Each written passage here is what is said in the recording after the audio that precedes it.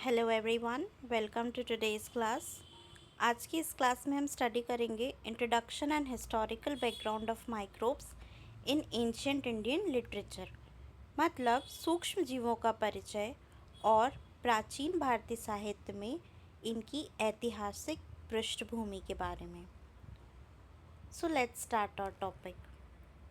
Introduction में हम देखें, microbes are microscopic living organisms. Microbes जो होते हैं वह माइक्रोस्कोपिक लिविंग ऑर्गेनिज्म होते हैं, मतलब सूक्ष्म जीव, बहुत ही छोटे जीव होते हैं जो सिर्फ हमें सूक्ष्मदर्शी के माध्यम से ही दिखाई देते हैं। ठीक है। They play crucial role in health, environment and food. ये जो होते हैं जीवन में, पर्यावरण में, भोजन में महत्वपूर्ण भूमिका निभाते हैं। साथ ही साथ यह स्वास्थ्य के लिए भी बहुत ही महत्वपूर्ण होते हैं।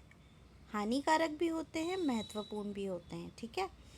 फिर हम देखें की कंसेप्ट्स एंड टर्मिनोलॉजीज़। वैदिक लिटरेचर के अनुसार, मतलब पुराने जो हमारे ऋषि मुनि थे उनके अनुसार, हम टर्मिनोलॉजी समझ लें तो कृमि के बारे में हमें स्टडी करना है। जीवाणु, कृमि से जो रोग उत्पन्न होते हैं उनके बारे में हमें स्टडी करना है आयुर्वेदिक या वैदिक लिटरेचर में। The term used in Vedic and Ayurvedic literature to denote micro organism. कृमि मतलब क्या होते हैं? माइक्रो ऑर्गेनिजम्स या फिर इनविजिबल ऑर्गेनिज्म जो कि बीमारी फैलाते हैं या डिजीज़ कॉज करते हैं। ठीक है, इन्हें हम क्या बोलते हैं? कृमि बोलते हैं। फिर हम जीवाणु की बात करें तो संस्कृत शब्द में इसका अर्थ है माइक्रो ऑर्गेनिजम्स। एंड कभी कभी ये जीवाणु जो शब्द है आजकल जब हम यूज़ करते हैं तो हम इसे एक बैक्टीरिया के लिए यूज़ करते हैं। ठीक है। फिर हम कृमि रोग की बात करें तो these refers to the diseases caused by these microbial entities. मतलब यह डिजीजेस जो हैं माइक्रोबियल एंटिटीज़ से कॉज होती हैं, उन्हें हम क्या बोलते हैं? कृमि रोग। फिर पायनियरिंग फिगर्स की बात करें कि भाई जब हम एंशियंट लिटरेचर की बात करें तो ऋषि अगस्त्य और ऋषि कण्व जो थे, इन्होंने कृमि के बारे में बताया था और माइक्रोब्स की कैरेक्टरिस्टिक्स, एंटीडोट्स, पॉइजन, इन सभी चीज़ों के बारे में डिस्क्राइब किया था। फिर एंशियंट इंडियन अवेयरनेस की बात करें अगर हम, तो सबसे पहले अदृश्य जीवों की प्रारंभिक पहचान, early recognition of unseen life forms. अब पहले के समय में किसी को कुछ हो जाता था तो बोलते थे बाहरी बाधा आ गई है, भूत प्रेत लग गए, पर ऐसा नहीं होता। ये सब चीज़ें जब बीमारियां होती थी तो ये हमें पता नहीं था उस समय कि माइक्रो ऑर्गेनिजम्स होते हैं, है ना। लेकिन धीरे धीरे जब ऋषि अगस्त, ऋषि कण्व, ऋषि अत्रेय इन सब ने रिसर्च करी तो इन्हें कहीं ना कहीं कृमि के बारे में पता चला। इन्होंने बोला कि जो कृमि होती है वो दृश्य भी होती है, अदृश्य भी होती है। ठीक है। फिर हम बात करें मेंशंस इन आयुर्वेद, वेद और उपनिषद। जब वेद, आयुर्वेद और उपनिषदों में भी इन सब चीज़ों का कहीं ना कहीं उल्लेख पाया गया है। ठीक है। देन हम देखें कि अगला जो लिटरेचर का हमारा बुक है उसका नाम है चरक संहिता। चरक संहिता में कृमि के बारे में बताया गया है। ठीक है। और डिजीज़ेस के बारे में बताया गया है जो कि अदृश्य जीवों से होती हैं, चरक संहिता में। ठीक है। Then the next book is Sushruta Samhita. तो जो सुश्रुत संहिता है ना, इसमें awareness of infection in surgical practices, मतलब जो सर्जरिकल प्रैक्टिसेस हैं उनमें इन्फेक्शंस के बारे में अवेयरनेस फैलाई गई, बताई गई है। साथ ही देन फिर हमारा नेक्स्ट कंसेप्ट आया स्टरलाइजेशन का, है ना, मतलब जिसे हम कहते हैं निष्क्रमण। तो use of sterilization and antiseptic herbs का भी जो वर्णन है, मतलब जो औषधि जड़ी बूटियां हैं उनका उपयोग, निष्क्रमण, ये सब सुश्रुत संहिता में बताया गया है। और स्टेरिलाइजेशन, जब भी हम लेबोरेटरी में जाते हैं तो हम इक्विपमेंट्स का, ग्लासवेयर्स का स्टरलाइजेशन करते हैं, तो वो भी कुछ इसी प्रकार की प्रक्रियाएं होती हैं। ठीक है। फिर हम अथर्ववेद की बात करें तो अथर्ववेद में इनविजिबल डिजीज़ कॉजिंग एंटिटीज़ के बारे में बताया गया है, मतलब अदृश्य रोगजनक तत्वों का वर्णन किया गया है ना। फिर use of rituals and herbs for protection, मतलब कुछ ऐसे संरक्षण हेतु अनुष्ठान और जड़ी बूटियों का जो वर्णन है वो अथर्ववेद में किया गया है। देन हम बात करें हाइजीनिक प्रैक्टिसेस की, तो हाइजीनिक प्रैक्टिसेस मतलब भाई साफ सुथरा रहना, है ना। Atharvaveda emphasis on the importance of sanitation and hygiene. क्यों भाई ये सब क्यों इम्पोर्टेंट है? क्योंकि जो डिजीज़ कॉजिंग माइक्रो ऑर्गेनिजम्स होते हैं वो कहीं ना कहीं फूड में, वाटर में, मिल्क में ऐसी ही जगह पाए जाते हैं, और इन सब चीज़ों में उनकी ग्रोथ बहुत ज़्यादा होती है। तो उनकी ग्रोथ को अगर हमको रोकना है तो हमें ये सब चीज़ें, हमारा पानी, खाना, दूध, ये सब साफ़ सफाई से रखना होगा। फ्रूट्स भी बिना वॉश किए आप खा लोगे तो वो माइक्रो ऑर्गेनिजम्स आपकी बॉडी में एंटर कर जाएंगे, है ना। तो ये अभी हम लोग थोड़ा सा अवेयर हो गए, लेकिन पुराने समय में जब ये जो वेद पुराण थे, ऋषि मुनि थे, तो उस समय ये इन्फॉर्मेशन ज़्यादा फैल नहीं पाती थी, लोगों तक जा नहीं पाती थी, तो बीमारियाँ फैलती थी और उनको लगता था कि कोई बाहरी बाधा आ गई है या कुछ भी, मतलब ऐसा गलत हो गया है, कोई अदृश्य शक्ति ने उन पर अटैक कर दिया है। पर ऐसा नहीं होता था। These disease are because of micro organisms जो कि इनविजिबल थे। Okay, then next is what we say concept of krimi. कृमि की जो अवधारणा है वो क्लासिफाइड इनटू विजिबल, विजिबल को हम बोलते हैं दृश्य, और इनविजिबल मतलब अदृश्य, है ना।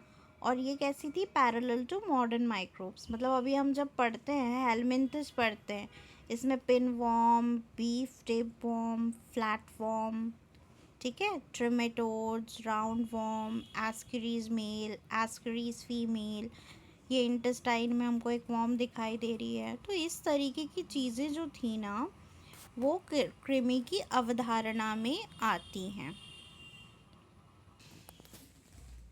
देन हम बात करें कि इनकी आधुनिक सूक्ष्म जीवों से क्या थी समानता है। अभी हम जब करते हैं कंपैरिजन तो हमें समझ में आता है कि अभी भी कृमि होती हैं, पुराने समय में भी कृमियाँ होती थी। देन हम ये ज़रा एक डायग्राम समझ लें। सबसे पहले तो यहाँ पर आप देखिए, कृमि जो है वो अवयकरिका और वयकरिका दो कैटेगरीज में यहाँ पर डिवाइड की गई है, ठीक है, अवयकरिका एंड वयकरिका। अब थोड़ा सा आप ज़रा ध्यान से समझें इस चीज़ को।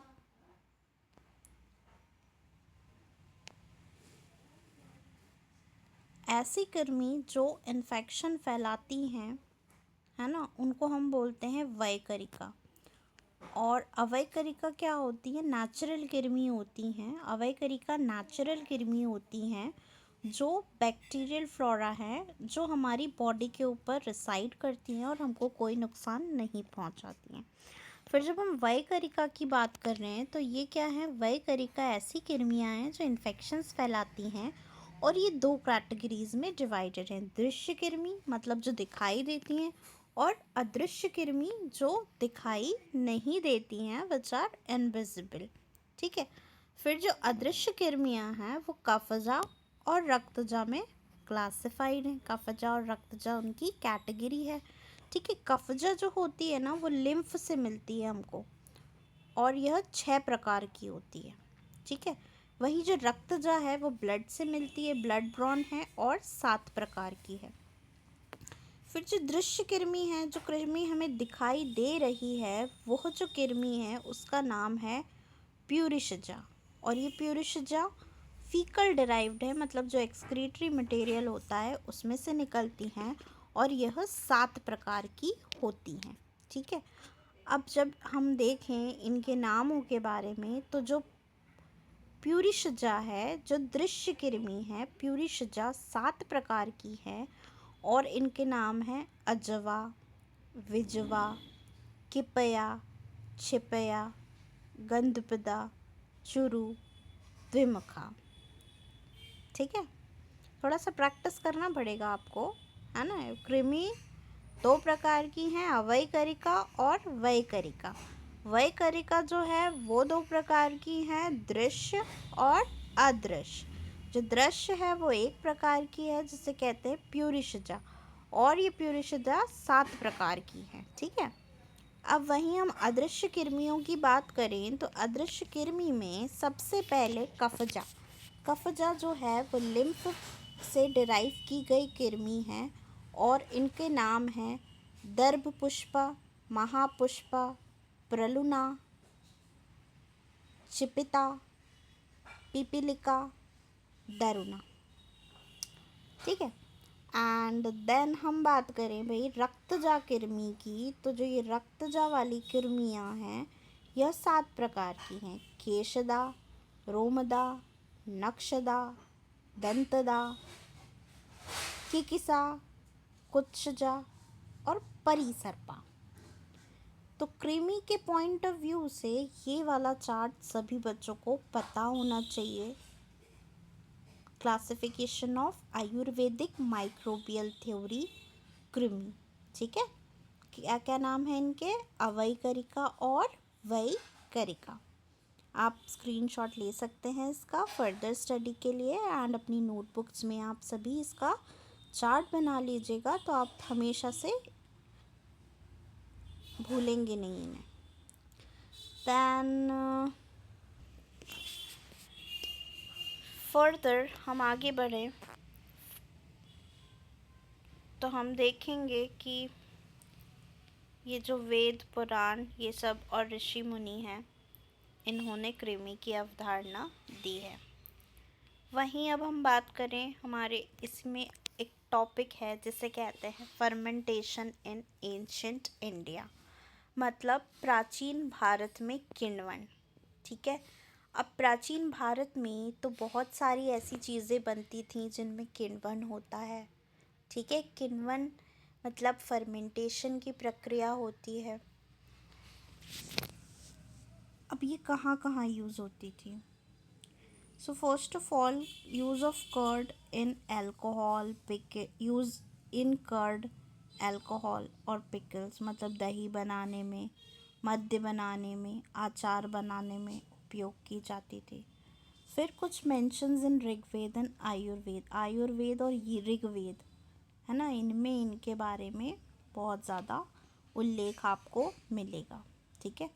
अब फर्मेंटेशन, हम मॉडर्न के हिसाब से बात करें तो लैक्टिक एसिड फर्मेंटेशन होता है, अल्कोहलिक फर्मेंटेशन होता है, एसिटिक एसिड के माध्यम से फर्मेंटेशन होता है, अलग अलग प्रकार के फर्मेंटेशन की प्रोसेसेस होती हैं। देन हम देखें व्हाट इज़ फर्मेंटेशन और इसकी डेफिनेशन क्या है। तो fermentation is a biochemical process that gets energy from carbohydrate and does not require oxygen, मतलब एक ऐसी बायोकेमिकल प्रोसेस जिसको एनर्जी मिलती है कार्बोहाइड्रेट्स के माध्यम से और इसमें ऑक्सीजन की रिक्वायरमेंट नहीं होती है। ग्लूकोज का यूटिलाइजेशन होता है, यूज़ होता है, इथेनॉल का निर्माण होता है, कार्बन डाइऑक्साइड गैस रिलीज होती है, साथ ही साथ energy in the form of ATP. So examples are ethanol, hydrogen, lactic acid, carbon dioxide. These are all the results of fermentation. Then dear students, traditional practices की अगर हम बात करें कि कहाँ यह fermentation यूज़ होता था पुराने समय में या अभी के समय में, तो हम ऑर्गेनिक फार्मिंग जब पढ़ते हैं तो हम पढ़ते हैं कि पंचगव्य बनाया जाता है ना। तो पंचगव्य को भी फर्मेंट किया जाता है, और माइक्रोबियल एक्टिविटीज़ जितनी भी होती हैं, मतलब सूक्ष्मजीवी जो क्रियाएं होती हैं, उसमें भी फर्मेंटेशन की प्रक्रिया होती है।